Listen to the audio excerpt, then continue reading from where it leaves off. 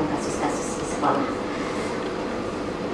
Ada beberapa pertanyaan nanti Bapak ada jawaban. Yang pertama yang ingin saya tahu, selama Bapak ini menjadi pejabat kepala sekolah, menemukan nggak kasus-kasus yang masuk dilema etika atau rujukan moral? Selama saya menjadi kepala sekolah di sini, karena tidak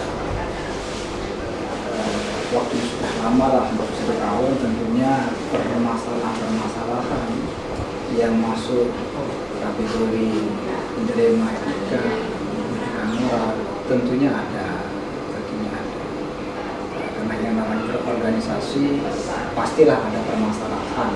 Permasalahan itu kalau kita kategorikan, dia masuk kedua-duanya bisa. Ada dilematika, ada juga rujukan moral.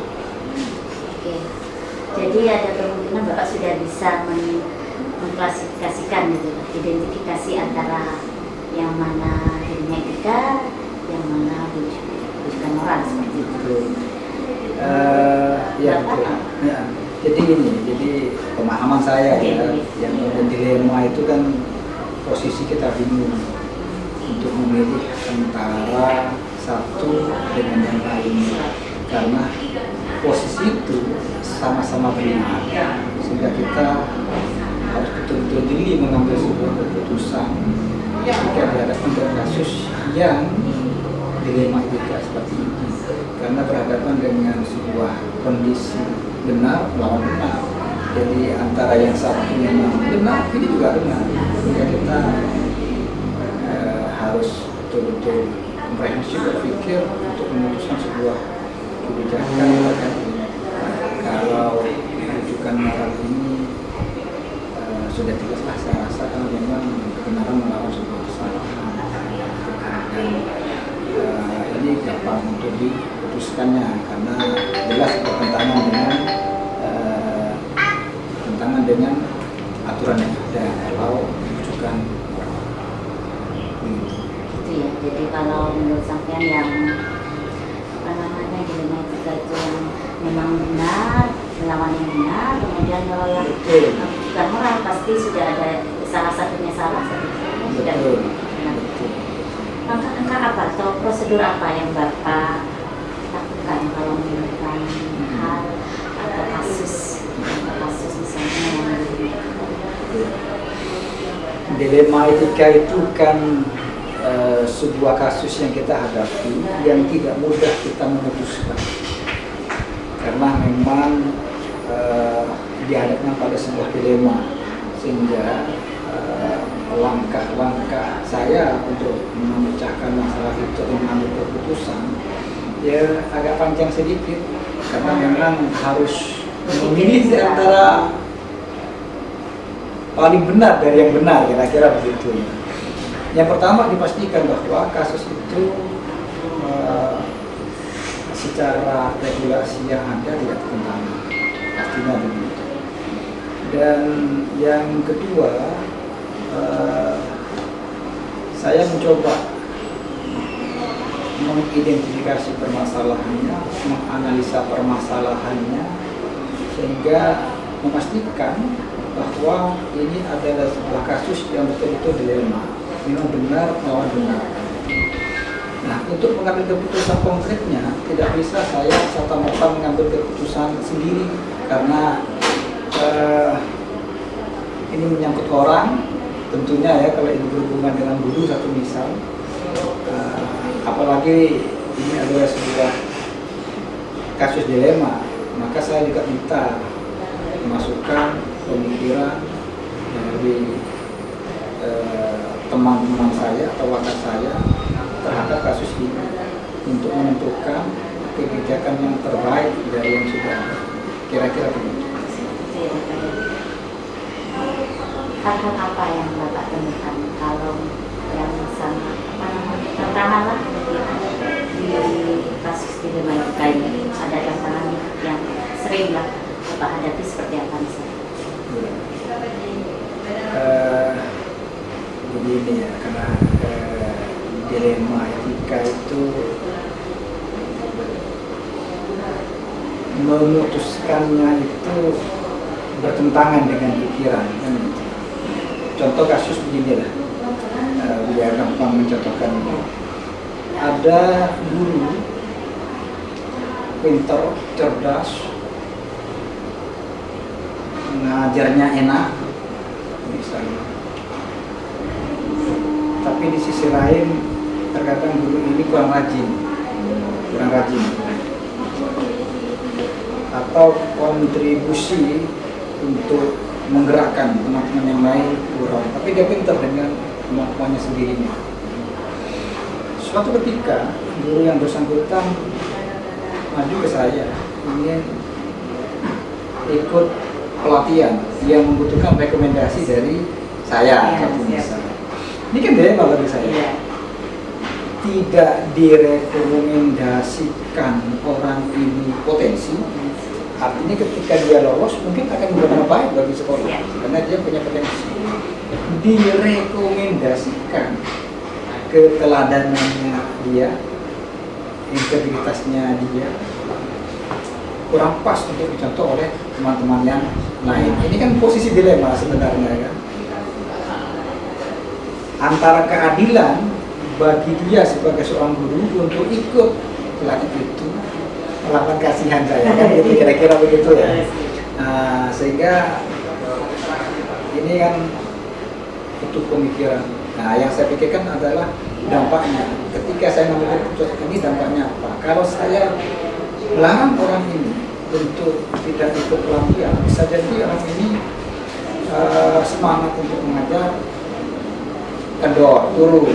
Nah, kan kurang bagus untuk sekolah. Tapi kalau saya mengiyakan, oke, tidak apa-apa, mungkin dia bangga. Tapi tetap saya memberikan motivasi supaya berubah dari perilakunya, sehingga bisa terakomodir, bisa memberikan semangat pada guru yang bersangkutan, dan tidak menyakitilah kepada guru yang bersangkutan itu, dan harapannya dengan pelatihan yang dia kembangkan bisa berdampak juga bagi sekolah kita. Kira-kira begitu. Sepertinya memang Bapak ini jujur menurut hemat saya ya, melihatnya sudah matang seperti itu untuk menghadapi masalah-masalah di dalam kita seperti ini. Nah, apakah selama ini Bapak ada penjadwalan khusus, misal ada agenda untuk kasus-kasus seperti ini, apa datang atau memang seperti itu? Tergantung kasusnya. Kalau kasusnya insidental, artinya kasus itu ringan, mudah dipecahkan dan bisa diselesaikan, diberi solusi pada ketika kejadian itu terjadi, maka otomatis ketika langsung. Nah, berbeda ketika kasus yang memang agak rumit. Kalau dilema etika itu sebenarnya kasus rumit sebenarnya, beda dengan rujukan moral. Enggak, saya tidak mau seperti ini. Nah, itu tidak benar, selesai kan. Tapi kalau dilema etika itu kan memang tidak semua dilema etika itu terlibat permasalahannya, gitu kan. Ada yang bisa kita atasi sendiri, bisa, gitu kan. Hanya butuh duduk dengan tenang, berdiskusi, saling paham antara satu dengan yang lain sehingga terbaik yang diputuskan. Tapi bisa juga ada permasalahan yang memang agak jelimet sehingga dibutuhkan waktu yang panjang untuk memutuskan itu. Dikhawatirkan kalau kita tidak bisa memutuskan, dampaknya kurang. Maka butuh analisa yang matang, butuh informasi yang konkret dari berbagai sumber terkait kasus ini. Baru ketika informasi data kita dapat, baru kita bisa melakukan konfirmasi atau penjadwalan kepada guru yang bersangkutan untuk kita diskusi bersama untuk mengambil langkah selanjutnya. Jadi tergantung kasusnya, apakah ada jadwal atau tidak. Secara jadwal khusus tidak ada, karena kasus itu mengalir. Sebisa mungkin kan tidak ada kasus di sekolah itu, tapi yang organisasi ada aja kasus. Kasus ringan langsung ditangani. Kasus agak berat ya tentu saya harus mencari informasi data dulu biar tidak salah persepsi pada orang yang kita nanti diskusikan. Baru ketika data dapat, kita baru melakukan penjadwalan berkomunikasi dengan guru bersangkutan untuk bertemu dengan saya, berdiskusi permasalahannya untuk diatasi. Mungkin begitu. Hal-hal apa yang Bapak anggap efektif dalam mengambil keputusan kasus ini?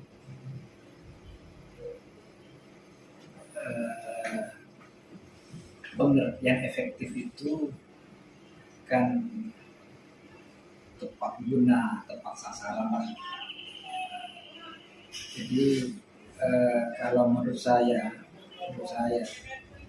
ketika saya mengambil sebuah keputusan dan keputusan itu hasilnya berdampak positif pada sekolah, baik pada siswa maupun pada guru, maka menurut saya apa yang saya lakukan efektif.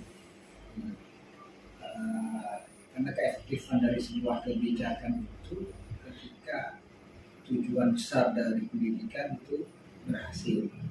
Permasalahan boleh bermacam-macam, tapi keputusan yang kita buat harapannya adalah bisa meningkatkan pelayanan terbaik di sekolah ini dengan berbagai macam kasus yang dialami guru. Ujung-ujungnya adalah bagaimana guru bisa memberikan pelayanan terbaik kepada siswa. Maka kalau itu terjadi, efektif menurut saya apa yang saya lakukan. Ini banyak komunikasi. Adakah faktor-faktor yang selama ini mempermudah atau membantu Anda dalam mengambil keputusan? Ya. Organisasi itu kumpulan dari orang banyak, pemikirannya orang banyak. Belum tentu pemikiran saya yang menurut saya benar. Ketika saya terapkan pada orang lain, belum tentu kacamata orang lain benar apa yang saya lakukan itu. Makanya dari tadi saya menyampaikan bahwa ketika permasalahannya agak rumit, maka saya harus mencari informasi itu secara konkret, mengumpulkan data, dan masih mengumpulkan orang-orang yang kompeten di situ sesuai dengan kasusnya. Kalau di SMA ini ada 4 wakil kepala sekolah, tergantung kasusnya. Kalau kasus belum ada pembelajaran, mereka ketua kurikulum yang saya ajak itu berdiskusi. Kalau berkaitan dengan pihak luar sana, maka ketua kapasitas yang saya diskusi. Kalau masalahnya tentang sarana di sekolah, proses sekolah dan sebagainya, maka wakasih sarana yang saya minta untuk berdiskusi dengan saya sebelum mengambil keputusan. Artinya bahwa keputusan yang kita buat, kebijakan yang kita buat bukan semata-mata kebijakan dari sebuah kepala sekolah, tapi menjadi sebuah kesepakatan bersama lah, kira-kira begitu, sehingga enjoy, enak melakukan semuanya dengan baik. Kira-kira begitu. Setelah saya mendengar paparan Bapak, saya merasa ada pencerahan. Depannya mudah-mudahan saya bisa ikut seperti Bapak menjadi kepala sekolah. Amin. Semoga segera. Jadi ini buat masukan bagi saya juga, pembelajaran bagi saya. Terima kasih atas waktunya Bapak. Semoga sekolah di SMA 1 Mama ini bisa menjadi lebih besar, lebih memberkati. Terima kasih. Assalamualaikum warahmatullahi wabarakatuh. Waalaikumsalam warahmatullahi wabarakatuh.